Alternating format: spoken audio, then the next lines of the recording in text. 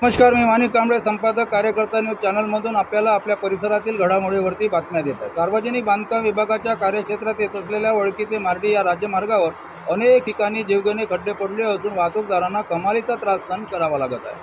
गेल्या काही दिवसापासून दापोराजवळ रोडच्या मध्यभागी एक सागवान झाड कोसळले असून या ठिकाणी वाहतुकीस अडथळा निर्माण झाला आहे। हे झाड हटवायला या विभागाला अजूनही मुहूर्त सापडलेलं नाही, त्यामुळे हे कोसळलेले सागवान झाड कोणाचा बळी घेईल हे सांगता येत नाही। वाहतूक सुरक्षा कायदा हा केवळ वाहतूकदारांना पाळण्यासाठीचा कायदा आहे, मात्र ज्या विभागाच्या दुर्लक्षितपणामुळे रस्ता असुरक्षित आहे त्या विभागासाठीचा हा कायदा कुचकामी ठरत आहे। दापोराजवळील कोसळलेल्या सागाच्या झाडावर वाहने धडकत असून अपघाताची शक्यता निर्माण झाली आहे। या मार्गाच्या बाजूला झुडपे वाढलेली आहे, त्यामुळे समोरची वाहने दिसून पडत नाही। रोडला अगदी लागूनच असलेल्या या झुडपांमध्ये वन्यजीव आपल्या पोटापाण्यासाठी दबा धरून असतात, ते कधी मार्गावर येईल हे सांगता येत नाही। त्यामुळे वन्यजीवासह वाहतूकदाराच्या जीवितहानीची शक्यता निर्माण झाली आहे। वडकीपासून मार्डीपर्यंत या मार्गावर असलेल्या पुलावर मोठे जंपर तयार झाले असून या ठिकाणी वाहने जंपिंग होऊन अपघात होत आहे। यापूर्वी दापोराजवळ दुचाकी जंपिंग होऊन अपघात झाला असून एका दुचाकी स्वाराचा नाहक बळी गेला आहे।